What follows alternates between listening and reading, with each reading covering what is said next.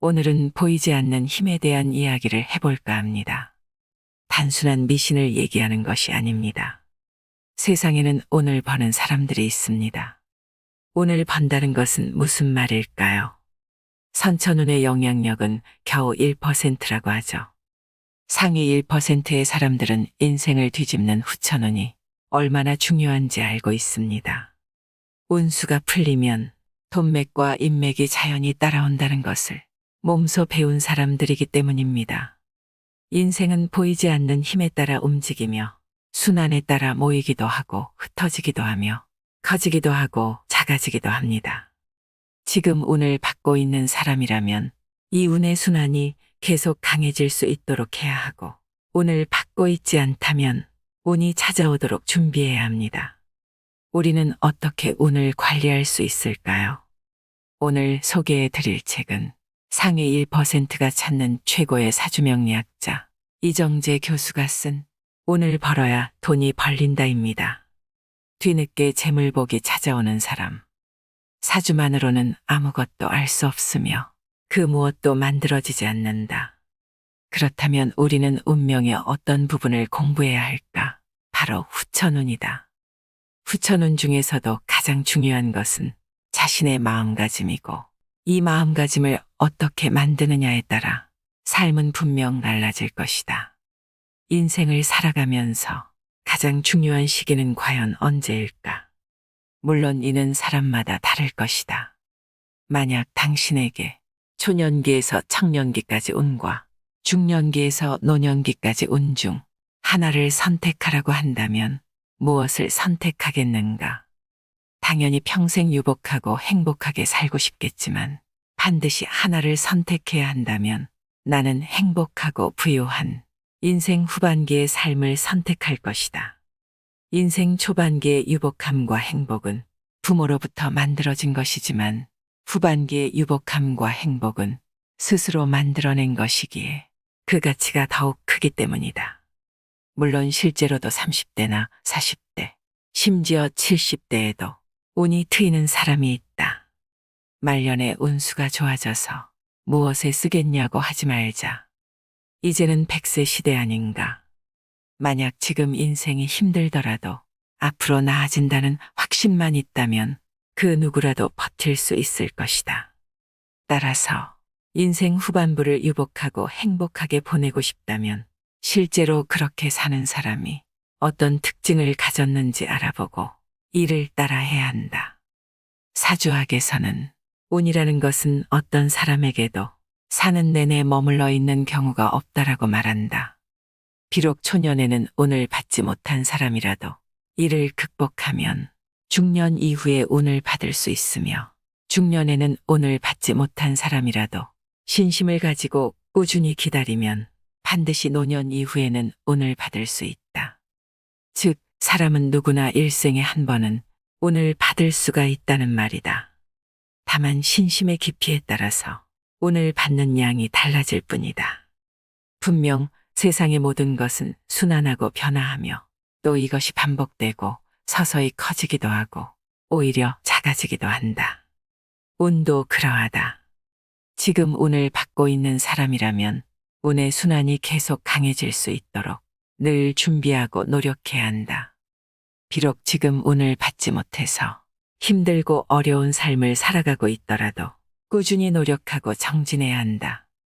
이는 때가 되었을 때 운의 양을 더 강하게, 더 크게 하기 위해서 그러한 것이다. 분명한 건 누구나 일생에 한 번은 아주 큰 운이 오기 마련이며, 하늘은 절대 사람을 땅에 내시면서 평생 고생만 하다가 생을 마감하라고 명하지 않으셨다는 사실이다.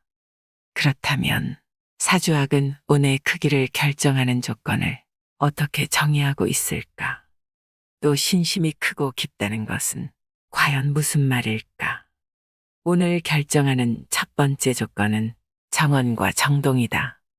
한자 그대로 풀이해보면 바른 말과 바른 행동이라는 의미이며, 현대적인 용어로 해석해보면 긍정적인 말을 하고 긍정적인 행동을 하라는 의미이다. 예를 들어보면 다음과 같다. 맛있는 음식을 먹었을 때 그 큰 운을 받아서 부자가 될 사람이나 이미 부자가 된 사람들은 잘 먹었다라거나 배가 불러서 기분이 좋다 등의 말처럼 긍정적이고 운을 부르는 언어를 사용한다. 하지만 운이 결코 곁에 오지 않을 사람들은 배 터져 죽겠다, 배불러 죽겠다라는 식으로 말을 한다. 사실 말에는 굉장히 큰 힘이 있다. 내가 뱉은 말은 가장 먼저 내가 듣게 되는데 이는 나의 운을 듣게 되는 것과 마찬가지이다. 그래서 우리 조상님들은 말을 함부로 하는 사람들은 절대 가까이 하지 말라고 하셨던 것이다. 또한 관상학에서는 이렇게 말하고 있다. 우리 몸이 만들어질 때 눈, 귀, 팔다리는 2개씩 만들어졌으며 이는 반드시 균형에 맞게 치우침 없이 사용하라는 의미이고 입처럼 하나밖에 없는 기관도 있는데 이는 늘 소중히 여기고 절대 함부로 사용해서는 안 된다는 경고라고 말이다. 특히 그중 입에서 나오는 언어는 복이 들어오게 할 수도 있지만 차버릴 수도 있다. 그러니 늘 좋은 언어, 긍정적인 언어, 아름다운 언어만 사용하도록 하라. 행동도 마찬가지이다. 행동이라는 것은 몸에서 나온다. 몸 역시 하나밖에 없다. 당연히 함부로 움직이면 안 된다는 뜻이다. 어르신들이 다리 떠는 모습을 보며 복 나간다라고 말씀하시는 건 불필요한 행동을 삼가라는 의미였던 것이다. 2번째로 베푸는 삶을 살아야 한다. 사주라는 학문에서 말하는 오행론의 요체는 순환과 균형이다. 이에 따르면 세상 모든 만물은 반드시 순환을 하고 이로 인해서 다시 균형이 이루어지게 된다. 그렇기에 내가 누군가에게 무엇이든지 주면 반드시 다시 얻게 된다. 아무것도 주지 않으면서 받는 일이란 결코 있을 수 없다. 이 원리는 국가 간의 외교나 정치, 사회와 경제, 무역과 같은 모든 분야에 적용된다. 하지만 무엇보다 가장 중요한 건 주더라도 잘 주어야 한다는 점이다. 상대방에게 나쁜 마음을 주면 나도 나쁜 마음을 받게 될 것이며 감동과 고마움을 준다면 나 역시 감동과 고마움을 받게 될 것이다. 그러니 잘 주는 방법에 관해서 한번 생각해 보도록 하라. 이것이 부자가 될 수 있는 가장 중요한 포인트다. 3번째로 주변에 사람이 모이도록 만들어야 한다. 우리의 사주학은 분명히 말하고 있다. 세상의 모든 운은 반드시 사람을 통해 오고 사람을 통해 커지게 된다고 말이다. 이는 동서고금을 막론하고 성공한 사람의 대다수가 익히고 터득했던 원칙이다.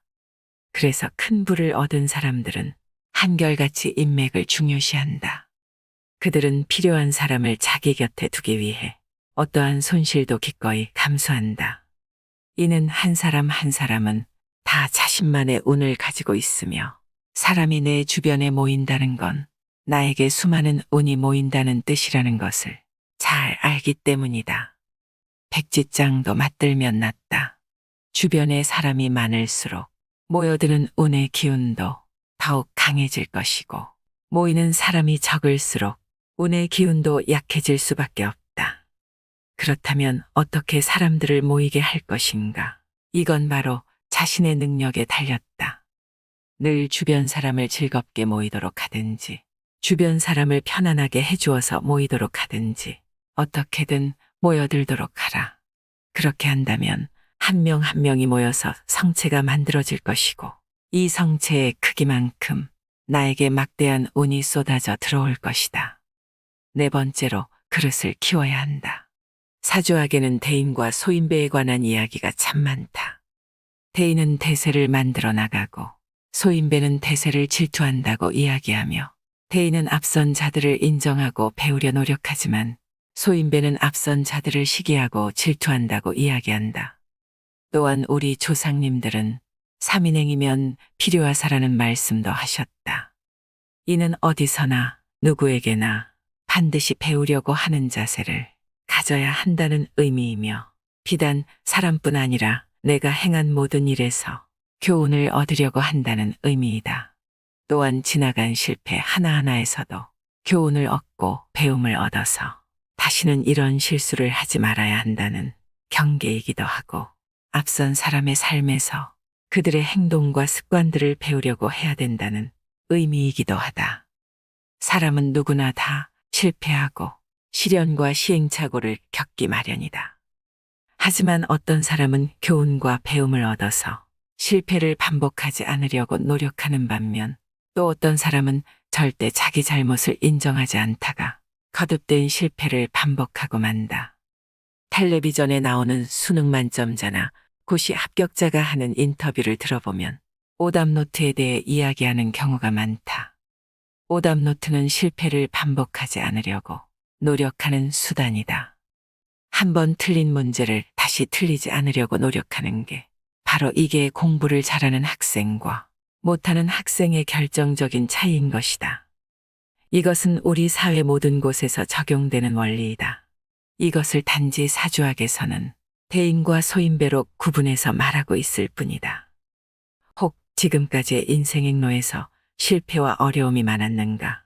그렇다면 이제는 지금까지의 삶에서 교훈을 찾고 다시는 실패를 반복하지 않으려고 노력하자. 그럼 앞으로의 삶은 번영하게 될 것이다. 그리고 그 실패가 나의 그릇을 키워줄 것이다. 마지막으로 한 가지만 더 살펴보자. 어쩌면 가장 중요한 것일지 모른다. 사실 이건 사주학에 나오는 것은 아니고 내가 이제까지 수많은 부자와 빈자를 보면서 자연스레 느끼게 된 것이다. 바로 스스로에 대한 믿음이다. 자신을 믿어야 한다. 하늘은 절대 풀 한 포기, 나무 한 그루도 의미 없이 세상에 내지 않았다. 다시 말해 어렵게 살라고 세상에 태어난 사람은 단 한 명도 없다는 말이다. 나는 세상에 하나밖에 없는 아주 소중한 존재다. 나와 같은 사람은 세상에 나뿐이다. 이 원칙을 반드시 기억해야 한다. 부유한 사람은 자기에 대한 믿음과 확신이 굉장히 강하다.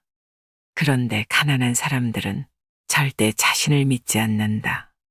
내가 나를 믿지 않는데 이 세상 그 누가 나를 믿어주겠는가? 매일 스스로 자기 최면을 걸어라. 나는 세상에서 가장 잘난 사람이다. 반드시 멋지게 살아갈 것이고 또 운이 그렇게 만들어줄 것이다. 반드시 그렇게 될 것이다. 또한 이를 사주로 풀면 호연직이라고 이야기할 수 있다. 호연직이란 운을 불러오는 마음이다. 사주학에서는 대운이 들어오는 시기를 자기 스스로 바뀌고 변하는 시기라고 규정한다. 운은 밖으로부터 들어오는 것이 아니라 내 안에서 만들어지는 것이며 내가 만들어내는 것이다. 그러니 반드시 스스로를 믿어야 한다. 나는 세상에 단 하나밖에 없는 아주 소중하고 고귀한 존재다. 나는 반드시 최고의 삶을 살아갈 것이다 라고 말이다. 세상의 오해와는 달리 사주학은 원래 선천운을 단 1%도 고려하지 않는다. 모든 것은 다 후천운에 의해서 만들어진다고 설명한다. 그렇다면 후천운 중 가장 중요한 것은 무엇일까? 바로 마음가짐이다. 모두 후천운을 통해 누리는 삶, 그리고 베푸는 삶을 살기를 바란다. 운이 들어올 때 나타나는 전조 증상. 사주학에는 운이라는 것은 인간이라면 누구나 몇 번씩은 누리게 되지만 이를 알아차리지 못하기 때문에 그냥 흘려보내게 된다라는 말이 있다. 그렇다. 사람들은 지금 운이 들어오고 있는지, 그리고 그 운을 어떻게 나에게 녹여내야 되는지를 모르기에 이를 살려내지 못하는 것이고, 그렇기 때문에 운의 혜택을 누리지 못하고 있는 것이다. 그러니 알아야 한다. 운이 들어올 때는 어떠한 변화가 생기고 어떠한 전조 증상이 생기는지 말이다. 그래야 운을 살려 멋진 삶, 행복한 삶을 누려갈 수 있지 않겠는가. 분명히 알아야 한다. 세상 그 무엇이든 큰 변화가 생기기 전에는 반드시 일정한 신호가 온다는 것을. 하지만 대부분의 사람은 운이 들어올 때 오히려 겁을 내고 두려워하는 경향이 많으며 이 운이 커지지 못하여 나가게 되면 그제야 후회를 한다. 이런 실수를 하지 않으려면 운이 들어올 때 어떤 변화가 생기는지 분명히 알아야 한다. 운이 바뀌면 나도 바뀐다. 먼저 주변 사람들이 나의 변화에 관해 이야기하기 시작할 것이다. 운이 좋은 사람과 운이 나쁜 사람의 가장 큰 차이가 무엇일까? 바로 주관적인 시각이 주를 이루느냐, 아니면 객관적인 시각이 주를 이루느냐 하는 것이다. 누구나 옆에서 보면 이상하다 싶을 정도로 고집 피우고 자기 생각대로 밀어붙이며 남의 말에는 전혀 귀를 기울이지 않는 모습을 떠올려 보라. 이는 운이 나빠지고 있는 사람들이 하는 전형적인 행동이다. 하지만 운이 좋아지고 있는 사람은 남의 말을 들으려 하고 남의 말에 귀를 기울인다. 그리고 주변에서도 나의 의견을 적극적으로 동조한다. 그러니 객관적인 조언들이 모여 실수나 실패를 하지 않게 되는 것이다. 이러한 특징으로 인해 우리는 저 사람이 운이 좋아지고 있구나, 혹은 저 사람은 운이 나빠지고 있구나 하고 판단할 수 있다. 늘 전자의 행동만 하던 사람이 어느 날 갑자기 후자의 행동을 하게 되면 주변 사람들이 먼저 눈치를 채고 저 사람 많이 변했네라고 말할 것이다. 두 번째로, 마음이 여유로워진다. 운이 변할 때 제일 먼저 달라지는 것은 무엇일까? 바로 세상을 보는 자신의 눈이다. 당연한 말이겠지만 세상은 변하지 않았다. 하지만 운이 들어오게 되면 이를 바라보는 시각이 달라진다. 사소한 일에도 쉽게 화를 내고 조급해했지만 운이 들어오는 순간 우선 넘기게 된다. 참고 여유를 가지는 마음이 생긴다. 이로 인해 다툼이나 갈등이 많던 일상에 어느 순간 웃음이 찾아오고 여유가 넘쳐나게 된다. 다들 잘 모르는 사실이지만 사실 좋은 운과 나쁜 운은 분명히 차이점을 가지고 있다. 나쁜 운은 일순간에 찾아오며 좋은 운은 서서히 찾아온다. 대신 좋은 운은 점점 커지게 되며 이는 전부 나의 마음이 만들어내는 것이다.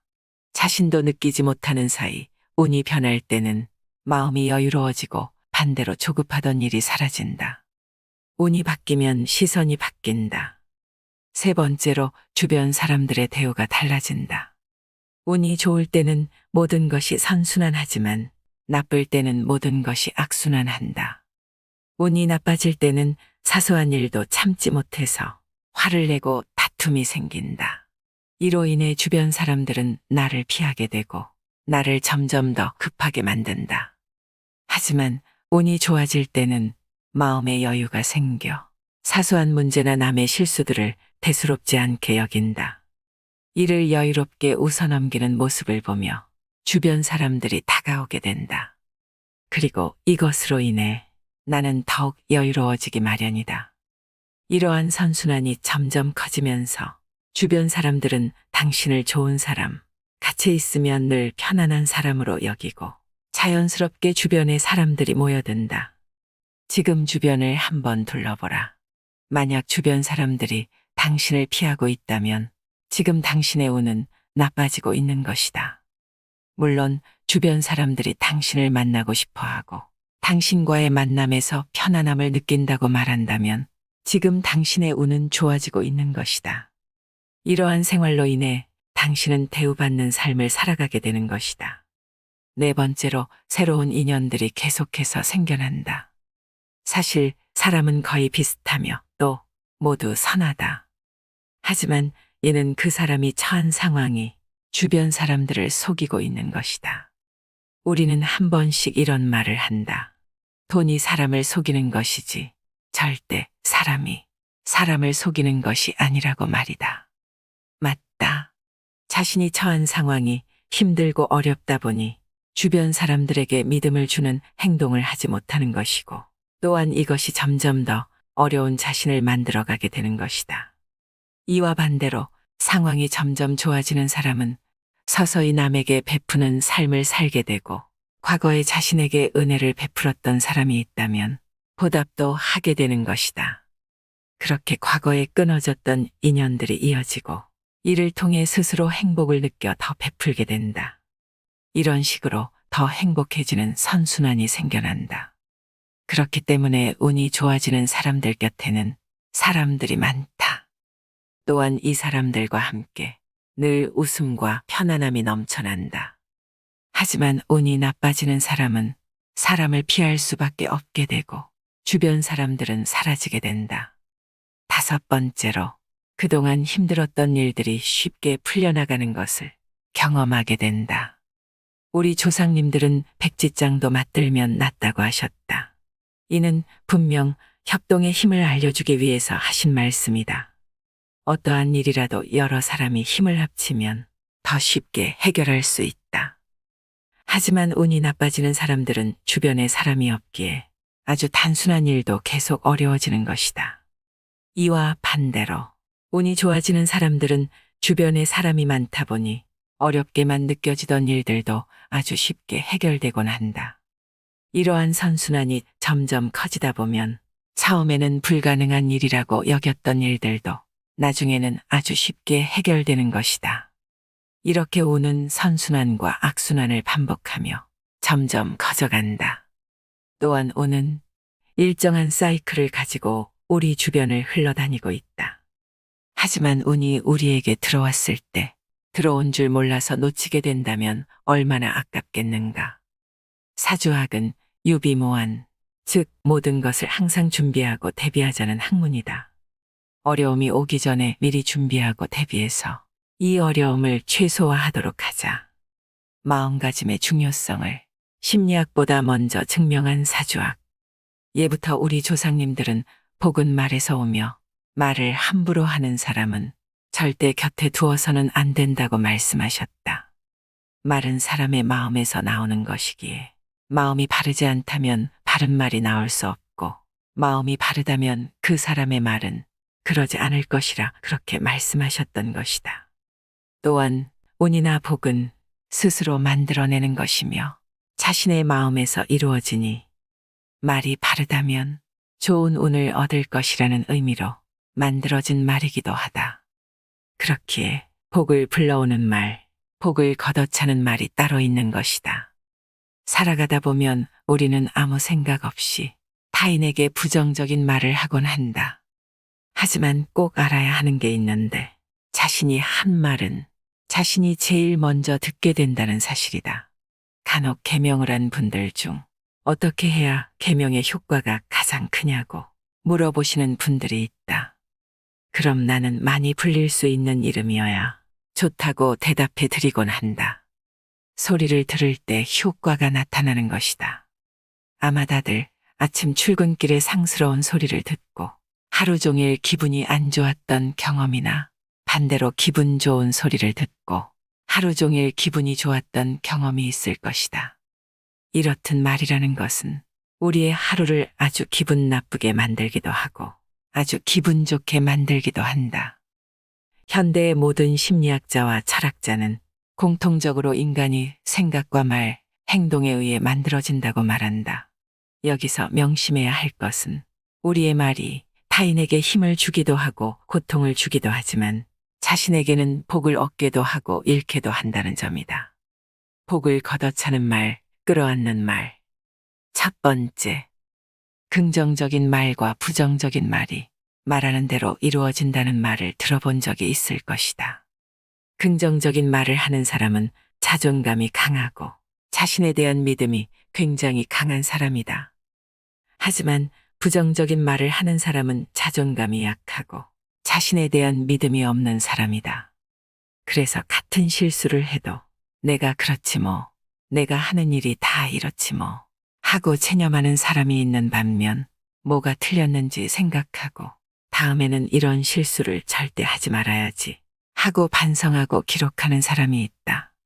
자, 당신이라면 이 두 사람 중 누구에게 다음 일을 맡기겠는가? 세상에 처음부터 잘하거나 숙련된 사람은 절대로 없다.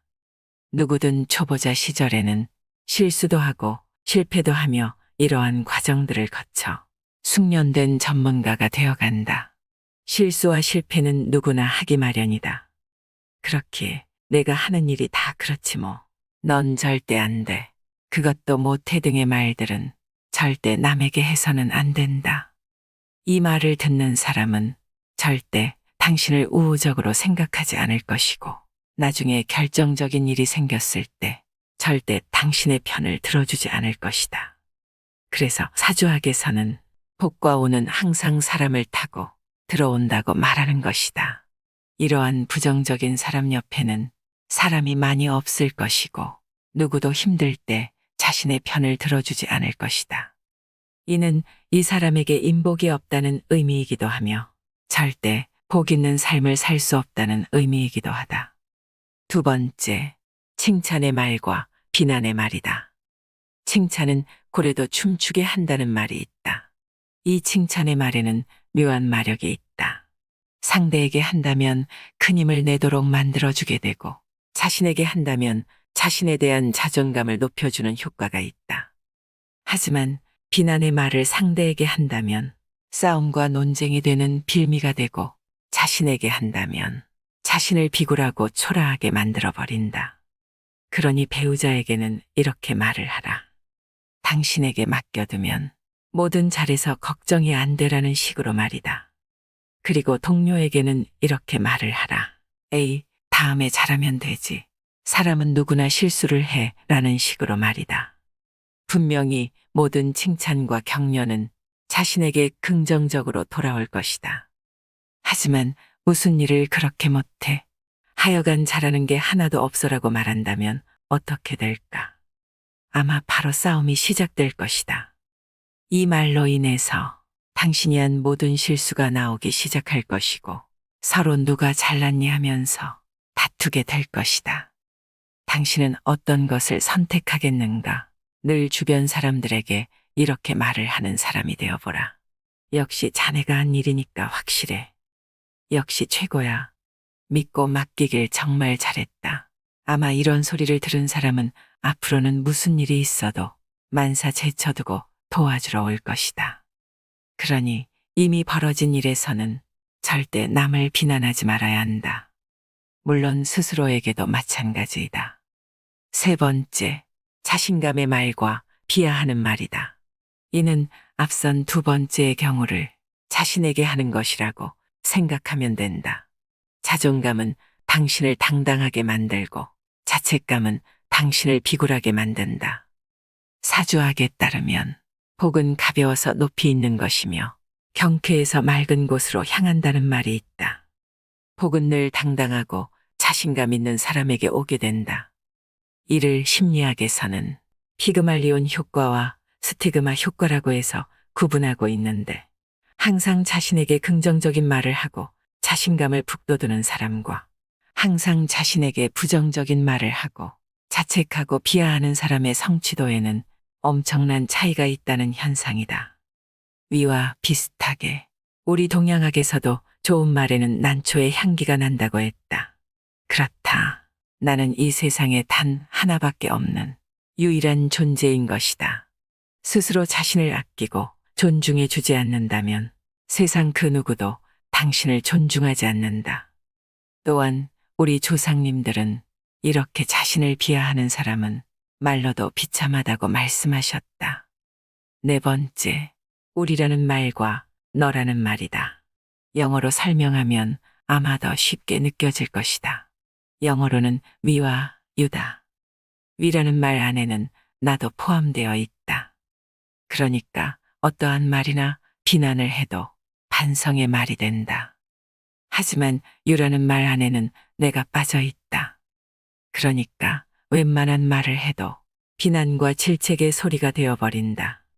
위라는 말은 상대에게 친밀도와 동질감을 주어서 연대감을 높여주지만 유라는 말은 내 곁에 사람이 올 수 없도록 벽을 치는 것과 같은 효과가 있는 말인 것이다. 왜 사람들은 그토록 많은 친목 단체와 모임을 만들어서 서로 만나려고 할까? 그 이유를 곰곰이 생각해 본다면 우리와 너라는 말의 의미를 이해하게 될 것이다. 다섯 번째, 미소 지으며 하는 말과 인상 쓰며 하는 말이다. 말은 부드러워야 하고 격식과 품위가 있어야 한다. 말이라고 다 같은 말이 아니라는 뜻이다. 관상학에서도 은은하고 부드러운 미소는 운을 만드는 최고의 상이라고 말하듯이 말도 복이 오도록 만들 수 있는데 이는 바로 미소 속에 나오는 말이다. 미소를 머금고 하는 말은 부드러울 수밖에 없으며 그런 말을 하는 사람은 은은함을 풍길 수밖에 없다. 그래서 그런 사람의 말에서는 향기가 난다고 말하곤 한다. 하지만 인상을 쓰고는 절대 좋은 말을 할 수가 없다. 그러니 미소를 지으며 말하는 습관을 들여라. 그러면 누구나 당신을 좋아하게 될 것이다. 미소를 지으려고 하면 입꼬리가 올라가지 않을 수 없다. 입꼬리를 올리고 이 바보야 라고 말해보라. 실제로 해보면 말끝에 웃음이 나오고 농담이 되어버린다는 것을 알게 될 것이다. 하지만 반대로 인상을 쓰고 한번 말을 해보라. 아무리 좋은 말을 해도 비꼬는 소리, 비난의 소리로 들리게 된다는 것을 알게 될 것이다. 이것이 바로 우리말의 우수성이다. 이제부터 누군가와 대화할 때 항상 은은한 미소를 지으면서 말하는 습관을 꼭 가져보도록 하라. 마지막으로 실수에 대한 자책과 반성에 대한 이야기를 꼭 짚고 넘어가고 싶다.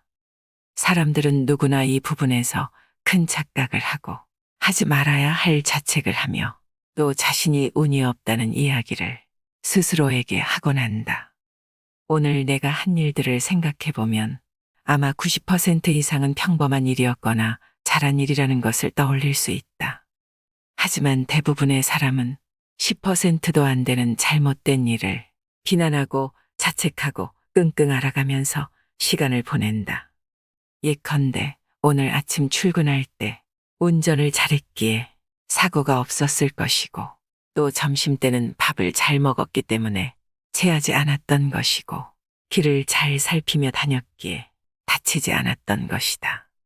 이렇게 사람들은 대부분의 일을 다 잘하고 살아가다가 10%도 안 되는 작은 실수를 하기도 한다. 하지만 사람들은 그 10%도 안 되는 실수를 비난하고 자책하여 스스로 아무것도 할 수 없는 사람, 운이 없는 사람이라고 여기고 그러한 사람이 되어간다. 그렇다. 운이 좋은 사람, 운을 얻을 사람은 90%의 잘한 일을 생각하고 나머지 못한 10%를 줄여나가려고 노력하지만 운이 없는 사람, 운을 얻지 못할 사람은 10%의 잘못에 매몰되어 자신의 능력을 스스로 부정해 버린다는 것이다. 항상 칭찬하라. 늘 자신과 남을 칭찬하는 습관. 이것이 진정 운을 만드는 최고의 수단임을 잊어선 안 된다. 타고난 사주는 바꿀 수 없다는 오해. 당신은 사주를 얼마나 믿는가? 과연 사주에는 나의 미래가 어디까지 나와 있을까? 나는 오랜 시간 명리학을 연구했고 이에 대해 강의하고 있다. 당연히 나에게는 제 사주 좀 봐주세요 하는 요청이 참 많이 들어온다. 하지만 나는 사주를 상담해주는 경우가 거의 없다. 여기에는 이유가 있는데 아마 사주가 무엇을 말하는 것인지 알고 나면 분명 당신도 그 이유를 이해하게 될 것이다. 우리는 참 사주와 팔자라는 말을 많이 한다. 아이고, 내 팔자야. 내 팔자가 그렇지 뭐 라는 식으로 말이다. 이렇게 보면 사주와 팔자가 무슨 대단한 것인 것 같지만 사실은 그냥 비유적인 표현일 뿐 아무것도 아니다. 사주라는 것은 태어난 연월 일시를 말하는 것이다. 이것이 하늘의 기운과 땅의 기운으로 나뉘게 되어 하늘의 연월일시, 땅의 연월일시와 같이 8자의 글자로 표현하게 되는 것이며 이 글자가 8글자라 해서 팔자라고 하는 것이다. 과연 사람이 태어난 연월일시로 운명을 해석할 수 있을까? 이것이 가능하려면 같은 날과 같은 시에 태어난 사람의 운명은 동일해야 한다. 사실 사주가 똑같은 사람이 전부 같은 인생을 살아간다면 이 가설이 성립하겠지만 안타깝게도 사주가 동일한 사람 중에 비슷하게라도 살아가는 사람은 단 한 명도 없다. 다시 말해 동일한 사주를 가진 수백 명이 전부 다른 삶을 살고 있다는 말이다. 물론 어떤 사람은 아주 부유할 것이고 또 어떤 사람은 아주 가난하게 살아가고 있을 것이다. 또 어떤 사람은 배우자를 잘 만났지만 또 어떤 사람은 가정 불화에 속을 썩는다. 이렇듯 사주가 똑같은 사람이라도 전부 다른 삶을 살아가고 있다. 그렇다면 과연 사주는 아무런 의미가 없는 것 아닌가? 그렇다. 사주로 알 수 있는 것은 하나도 없다. 하지만 이 말이 결코 사주라는 학문이 엉터리 사기이거나 거짓말이라는 뜻은 아니다. 사주는 우리 전통의 학문으로 음양오행론을 기초로 하여 만들어졌다. 또한 한의학에도 활용되었으며 태극기와 한글을 만드는 것에 토대가 된 이론이기도 하다. 그러니 세상 일이 전부 음양오행론의 이론을 바탕으로 일어난다고 해도 결코 과언이 아니다. 지금 우리가 쓰는 컴퓨터 시스템조차 음양론으로 볼 수 있다는 사실을 아는가? 알버트 아인슈타인이 주장한 상대성 이론, 즉 모든 것은 비교되는 대상에 따라 달라진다는 원리 역시 음양론의 한 가지인데 그 또한 노벨상을 받으러 가면서 이런 말을 했다고 한다. 나의 스승은 동양의 음양론이다. 이로써 알 수 있듯 음양오행론에 기초한 사주학은 절대 불변의 법칙이다. 그런데 여기에는 함정이 있다. 잠시 이야기를 바꿔보자. 한날 한시에 태어난 사람의 삶이 달라지는 이유는 무엇일까? 사주학은 선천운에 후천운을 더하는 학문이다. 음이라는 선천운을 내가 태어난 사주라고 한다면 여기에 양이라는 후천운이 더해진다. 이는 퇴계 이황 선생님이 쓰신 성학십도에 명확하게 나오고 있다. 성학십도에는 음양합이 만물 화생이다라는 말이 나오는데 이는 음양이 합쳐져야 세상의 모든 만물이 만들어지는 것이고 선천운인 사주에 후천운인 부모와 배우자, 본인의 성격이 더해져야만 비로소 한 사람의 운명이 나온다는 의미이다. 그럼 이제 후천운이 무엇인지 알아야 한다. 첫 번째로 부모운을 말한다. 한 사람의 초년 삶을 판단하기 위해서는 본인의 사주에 부모의 사주를 결합해서 판단해야 한다. 두 번째는 배우자운이다. 그래서 성인이 되고 난 이후에는 본인의 타고난 기운과 배우자의 사주를 결합해 균형을 내어서 판단해야 한다. 세 번째는 본인의 성품을 대신하는 이름이다. 다시 말해, 한 사람의 사주를 해석해 삶을 판단하기 위해서는 본인의 사주에 부모와 배우자의 사주로 균형을 내고 거기에 이름을 더해야 하는 셈이다. 그런데 이렇게 풀면 시간이 너무 오래 걸린다. 아마 대한민국 철학관 중에 이렇게 하는 집은 거의 없을 것이다. 대부분의 철학관에서는 사주 8글자만 딸랑 적어놓고 배우자 복이니 재물 복이니 출세운이니 하며 상담을 한다. 그러니 거짓말이 되는 것이고 사주를 본 의뢰인은 어쩐지 잘 맞지 않는다고 의심하게 되는 것이다. 세상에는 태어나는 순간에 정해지는 운명 같은 것은 없다. 세상 누구라도 후천운으로 자신의 삶을 바꿀 수 있다는 것이 바로 사주학이라는 학문인 것이다. 세상 모든 만물이 그러하다. 원래 좋은 것과 나쁜 것은 정해지지 않았으며 그것이 누구 손에 들어가느냐에 따라 흉기가 될 수도 있고 나라를 구할 보물이 될 수도 있다. 사주 역시 마찬가지이다. 어떤 배우자를 만나느냐, 어떤 마음가짐을 갖고 살아가느냐에 따라서 아름다운 삶을 사는 사람이 될 수도 있지만 반대로 힘든 삶을 살아가게 될 수도 있다.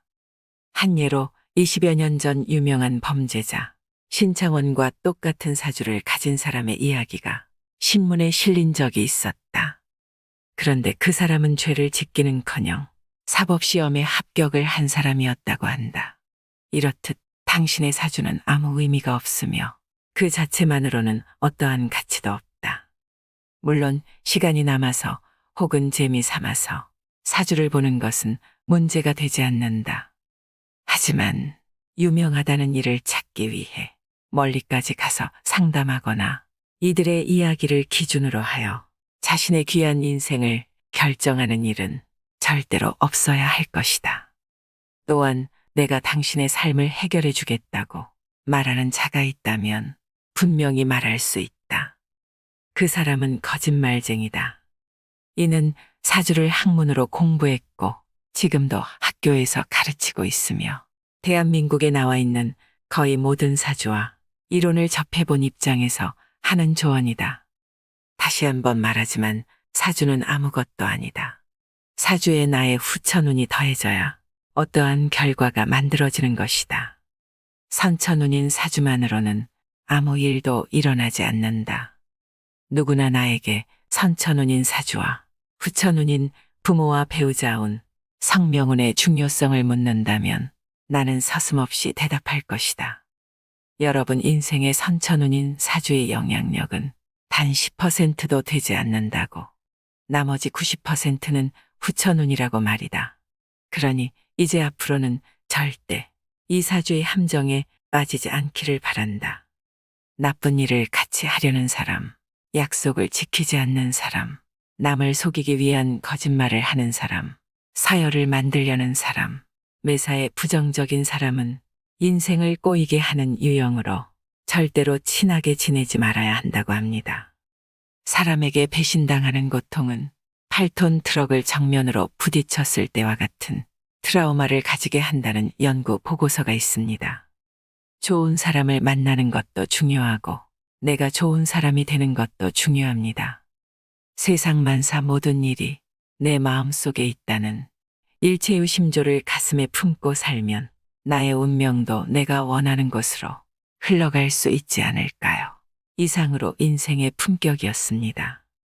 하루하루 당신의 품격이 더 빛나길 바랍니다.